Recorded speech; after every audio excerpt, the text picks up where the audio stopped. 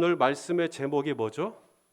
주의 날개 아래 거하라. 낯설지 않을 겁니다. 금년 저희 교회 비전의 말씀이죠.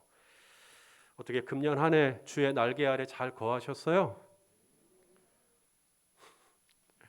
거해 보려고 애를 좀 쓰셨나요? 자, 오늘 본문에 보니까 엘리야 선지자가 로뎀나무 아래 쓰러져 있습니다. 그리고는 이 선지자의 입에서 나온 말인가 싶을 정도의 고백을 하는데 자기를 죽여달라고 하나님께 기도하죠. 와, 도대체 무슨 일이 있었길래 그런 것일까?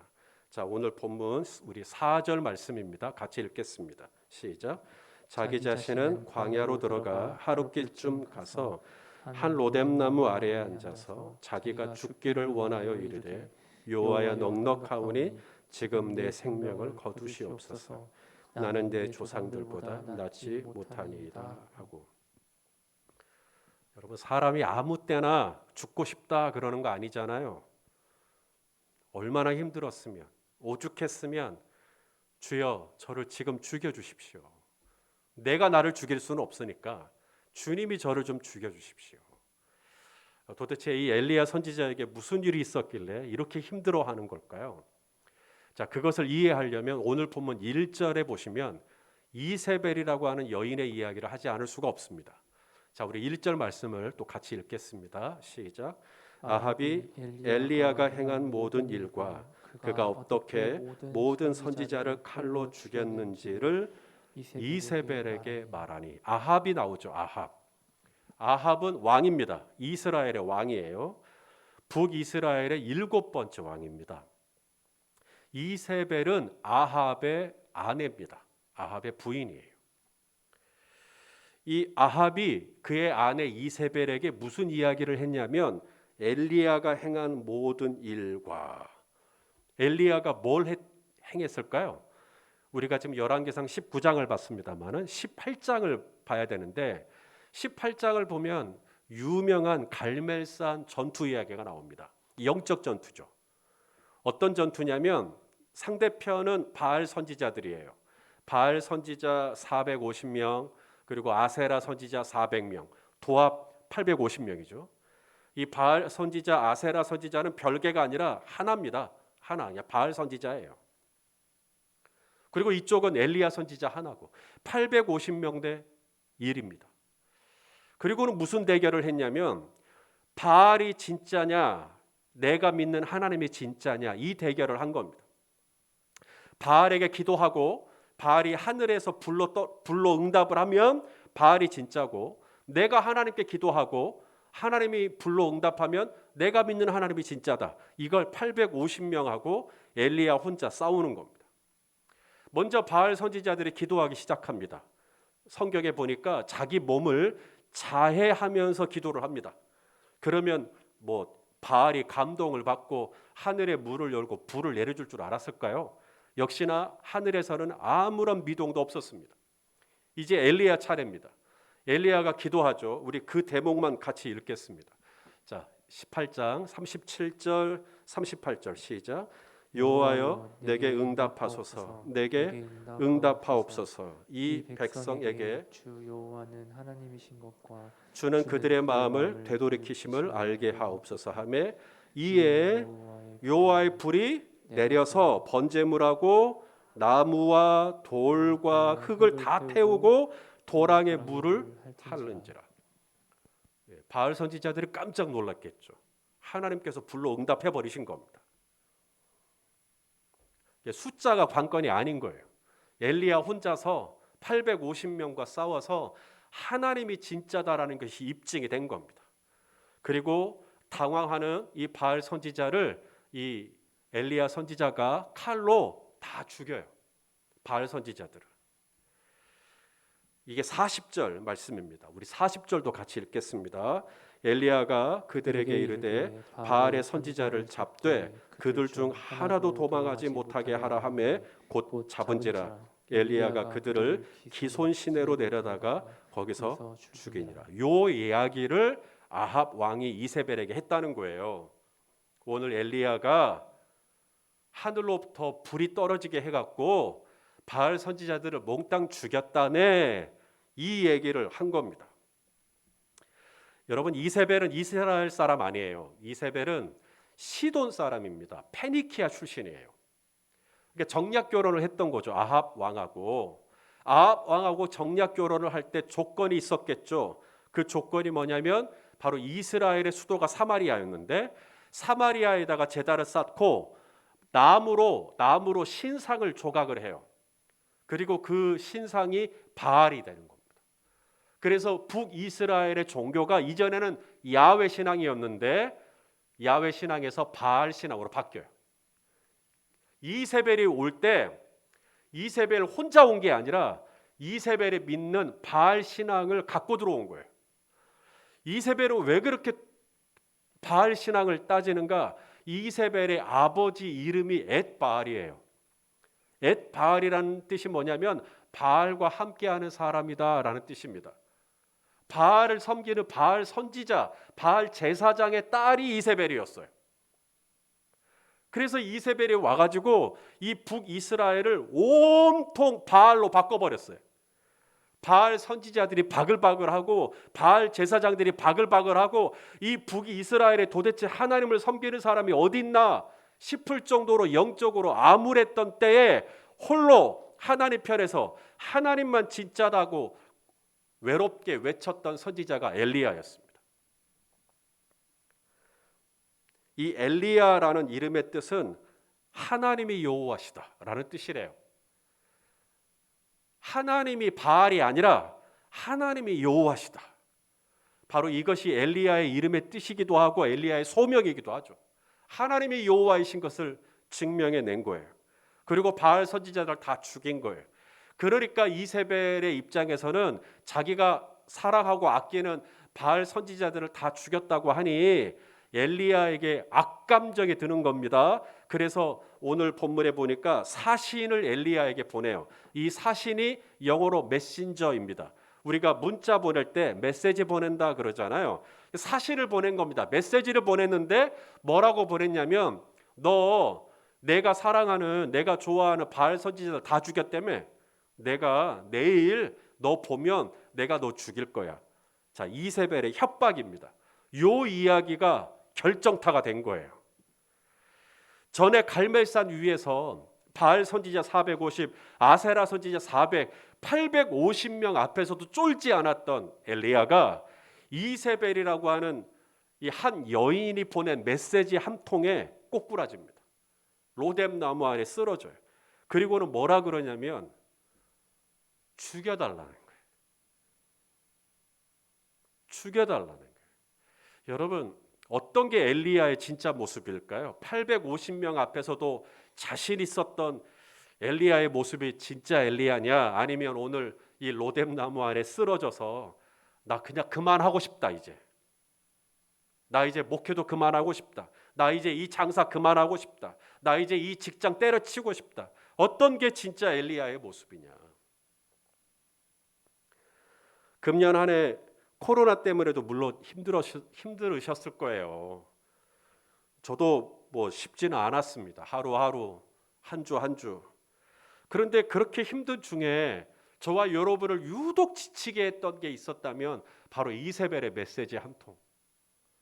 이세벨의 어떤 말투 하나, 이세벨의 어떤 표정 하나, 이세벨이 나에 대해서 했던 어떤 말 한마디, 이런 것들이 계속 마음에 남죠. 그리고 그 말 한마디 때문에 그냥 마음이 내 이 영혼이 그냥 아주 바닥을 치는 거죠. 마라톤 중에 사막에서 달리는 마라톤이 있습니다. 이 몽골의 고비 사막이라든지 또 뭐 중동의 사하라 사막이라든지 이런 또 사막에서 마라톤을 하시는 분들이 계셔요. 이분들이 마라톤을 할 때 가장 힘든 게 뭘까요? 모래바람 혹은 하늘에서 내리쬐는 장렬한 태양열, 또 목이 타는데 충분한 이 물이 공급되지 않는 상황, 물론 다 쉽지 않겠지만 이 사막에서 마라톤을 하신 분들이 이구동성으로 하는 제일 자기를 힘들게 했던 게 뭐냐라고 하면 신발 속에 들어온 모래랍니다. 그냥 그 모래가 얼마나 많겠어요. 그 모래가 또 얼마나 크겠어요. 그냥 신발 벗고 툭툭 털면 떨어질 수 있는 그 몇 개의 모래알인데 이 몇 개의 모래알들이 들어와 가지고 이분들로 하여금 마라톤을 중간에 포기하게끔 만들어요.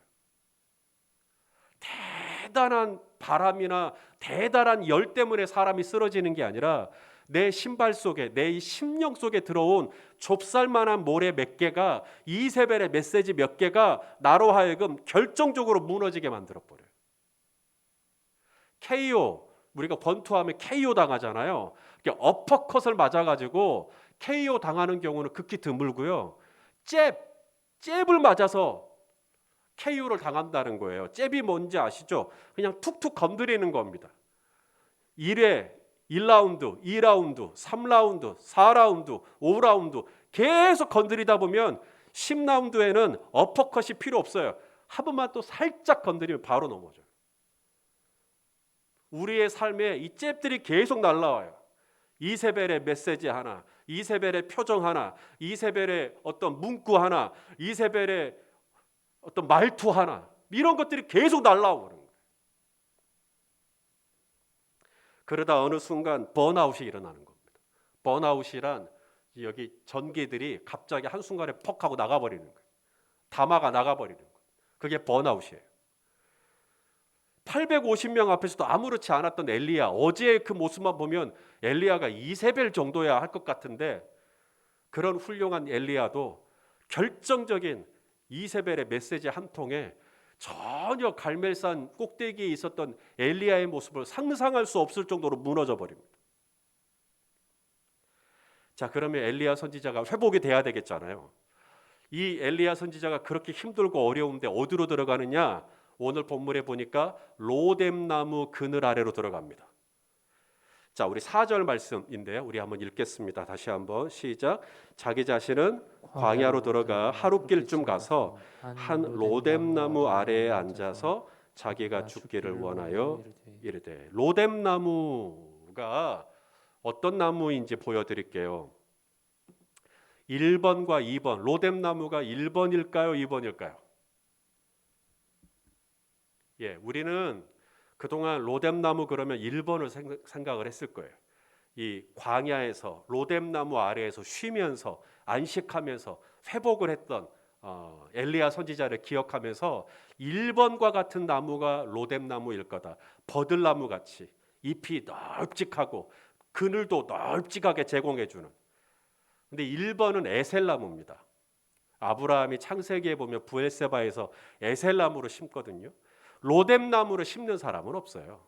로뎀나무는 광야에 있는 가시떨기하고도 비슷하게 생겼어요. 이 로뎀나무는 땅에서부터 잔가지들이 바로바로 나와요. 그래서 이 그늘이 충분할 수가 없습니다. 저 밑에 쪼그려 앉아가지고 그늘을 겨우 피해야 되는 것이 로뎀나무예요. 땅에서부터 나는 이 잔가지들이기 때문에 이것을 한데 모아갖고 빗자루로 써요. 그래서 이사야 14장 23절에 보면 하나님께서 내가 멸망의 빗자루로 청소하겠다.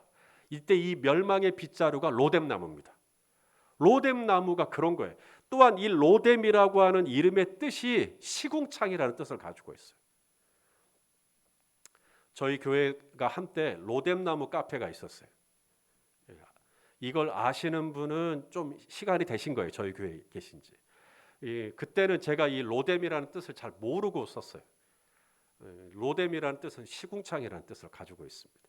그러니까 이 엘리야가 로뎀나무 아래 들어간 것이 로뎀나무 아래 들어간 것은 이 엘리야에게 아무 도움이 안 돼요. 지금 영적으로 육적으로 쓰러져 있는 엘리야에게 이 로뎀나무 그늘은 아무 도움이 안 되는 겁니다. 자, 그렇다면 도대체 이 로뎀나무 그늘 아래 있던 이 엘리야가 어떻게 회복이 되었나? 바로 그 시궁창 같은 로뎀나무 그늘 아래에서 엘리야가 하나님을 만나요. 하나님이 주의 천사를 보내서 엘리야를 만나십니다. 자, 시궁창 같은 로뎀나무 그늘 아래가 하나님을 만나는 장소가 되니까 그곳이 주님의 날개 그늘 아래가 되는 거예요. 이 역사가 일어나는 것입니다. 자, 그러면 하나님은 로뎀나무 그늘 아래에서 지쳐서 쓰러져 있는 엘리야를 찾아가 뭐 하셨나? 오늘 본문에 보니까 어루만져 주셨다는 거예요. 자, 우리 5절과 6절을 같이 읽겠습니다. 시작. 로뎀나무 아래에 누워 자더니 천사가 그를 어루만지며 그에게 이르되 일어나서 먹으라 하는지라. 본즉 머리맡에 숯불에 구운 떡과 한 병 물이 있더라. 이에 먹고 마시고 다시 누웠더니. 자, 주의 천사가 와서 어떻게 했다고요? 그를 어루만져 주셨대요. 저 같으면 꼬집었을 수도 있겠어요. 지금 잠이 오냐고. 송 권사님, 저 같으면 이 마음이 고약해가지고 지금 북이스라엘이 지금 바알 때문에 지금 난리가 났는데 지금 잠이 오냐고. 그런데 하나님은 엘리야를 이렇게 어루만져 주셨다. 이게 나가라고 하는 단어인데 이게 의사가 환자의 환부를 만질 때 쓰는 표현이랍니다. 그러니까 의사가 이 환자의 환부를 이렇게 쓰다듬잖아요. 이렇게 조심조심 만지잖아요. 그런 것처럼 하나님께서 엘리야를 그렇게 만져주셨다는 거예요. 상상만 해도 참 좋죠. 또한 구운 떡과 물을 제공해 주셨다. 무슨 성경 필사하라고 노트 준 것도 아니고 매일 성경 큐티 월간지 주면서 큐티하라고 한 것도 아니고 기도 의자 같은 거 주면서 기도하라고 시킨 것도 아니고 그냥 먹으라는 거예요. 숯불에 구운 떡과 물.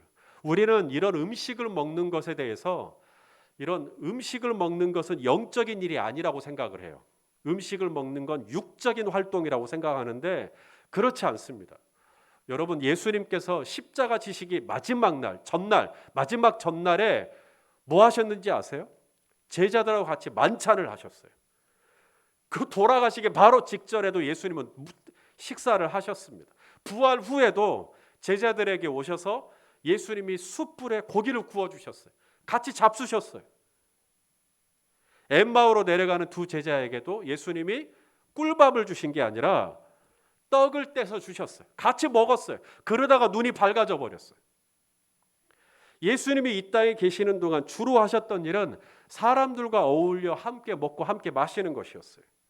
그래서 누군가는 예수님을 비난하기를 먹기를 탐하고 포도주를 즐기는 사람이라는 소리까지 들을 정도로 예수님은 사람들과 자주 드셨어요. 5병이요, 7병이요. 이게 다 먹는 것 나눠주시는 사건이잖아요. 함께 먹는 거죠.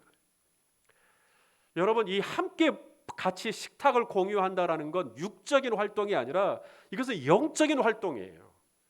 코로나가 시작이 되었고 가장 이 목회가 제한된 것 중에 가장 아쉬운 것이 있다면 우리 성도님들과 함께 예배를 마치고 위로 올라가서 애찬을 나누었던 그 시간이 없어진 것이 정말 아쉽습니다. 우리가 애찬을 나눌 때, 같이 떡을 나눌 때 우리가 육신의 허기만 채워지는 게 아니라 거기서 영적인 허기도 채워지거든요. 사실 이 예배 때는 은혜 받지 못했던 것을 식사할 때 은혜 받을 수도 있어요. 그런데 이것을 놓쳐버리니까 굉장히 아쉽습니다. 오늘 엘리야가 어떻게 회복이 되었나? 물리적으로야 로뎀나무 그늘 아래에 있었지만 영적으로 보면 로뎀나무 그늘 아래가 아니라 거기는 하나님의 그늘 아래에 있었던 거예요. 하나님의 그늘 아래에서 하나님의 어루만지심, 하나님의 터치를 경험하는 겁니다. 하나님의 위로를 받는 것이죠. 그리고 하나님이 제공해 주시는 떡과 음료를 마시면서 이제 힘을 내기 시작하는 것이에요. 딱 한 번 떡 먹고 딱 한 번 물 마시고 바로 회복이 되면 얼마나 좋을까요? 아니요, 엘리야는 바로 다시 자버립니다. 아직도 힘든가 봐요. 또 자버려요. 그러니까 하나님이 또 다시 천사를 보내시죠. 이번에는 두 번째 깨우는 거니까 꼬집었을 법도 한데 또 다시 어루만지십니다. 자, 오늘 본문 7절 말씀입니다. 읽어보겠습니다. 시작. 여호와의 천사가 또 다시 와서 어루만지며 이르되 일어나 먹으라. 내가 갈 길을 다 가지 못할까 하노라 하는지라. 엘리야 선지자가 어떻게 회복이 되었나? 바로 이거예요. 우리가 주의 날개 그늘 아래 왜 있어야 되는가?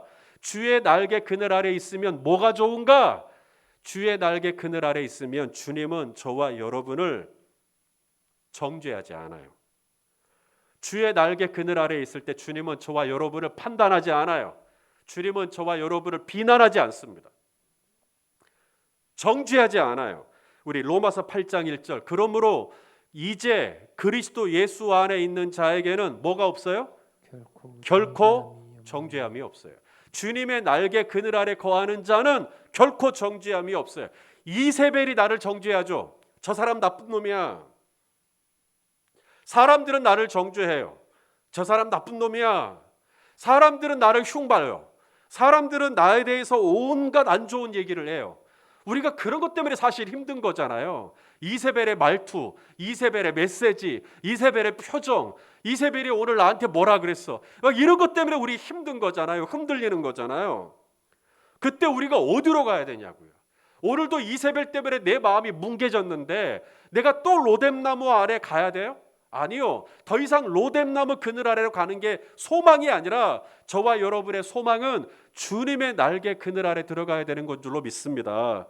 주님의 날개 그늘 아래 들어가야 오늘도 이 예배의 자리, 주님의 날개 그늘 아래 오신 것이죠. 그곳에 갔을 때 주님이 거기서 내 마음을 어루만져 주시는 거예요. 거기서 주님이 나를 탓하지 않는 거예요. 이세벨은 말해요. 이거 다 너 때문이야. 근데 주님은 말씀해요. 이거 너 때문 아니야. 네 잘못 아니야. 나도 너를 정죄하지 않을게. 나도 너한테 판단하지 않을게. 거기서 우리가 숨을 쉬는 거예요. 그랬을 때 그 주님의 날개 그늘 아래에서 엘리야가 힘을 내는 겁니다. 엘리야가 힘을 내니까 어디로 갔는가? 오늘 본문의 이제 결론입니다. 하나님의 산 호렙에 갔다라는 거예요.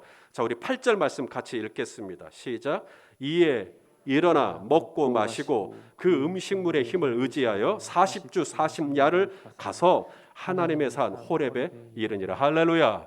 자, 오늘 본문의 결론이 좀 의아할 거예요. 왜냐하면 오늘 본문이 시작된 발단은 이세벨 때문이에요. 이세벨이 엘리야 죽이겠다 했거든요. 내일 이맘때 내가 너 만나면 너 죽일 거야. 내가 너를 안 죽이면 신들이 내게 벌 위에 벌을 내릴 거야. 이것은 기어이 죽이겠다는 이세벨의 결사각오입니다. 자, 이것이 오늘 사건의 발단이었다면 오늘 이 본문의 마지막 내용은 이세벨하고 만나가지고 어떤 결론이 났는지가 결론이 돼야 될 것 같잖아요. 근데 그 얘기는 없어요. 이세벨이 엘리야에게 뭐라고 했든지, 이세벨이 엘리야에게 무슨 흉을 받든지, 이세벨이 엘리야를 뭐라고 비난을 했든지, 엘리야는 이 결론이 뭐냐면 하나님의 산 호렙으로 갑니다. 40주 40야를 달려서 하나님의 산 호렙에 갑니다. 사랑하시는 여러분, 이게 승리예요. 어찌하든지 이세벨을 만나서 이세벨하고 결판을 내갖고 이세벨하고 싸워 승리하는 게 승리가 아닙니다. 이세벨이 나에 대해서 뭐라고 하든, 이세벨이 나를 죽일 놈이라 살릴 놈이라 뭐라고 하든, 나는 오늘 하나님이 나에게 가라고 명령하신 하나님의 산 호렙에 가서 오늘 하나님이 나에게 하라고 하신 그 소명을 이루어 드리는 것, 이게 승리예요. 이세벨을 만나서 나의 무고함을 밝힌들 그게 무슨 유익이 있겠어요? 오늘 저와 여러분에게 하나님께서 말씀하시는 것은 호렙입니다. 이세벨하고 만나가지고 결판 내려고 하지 마세요.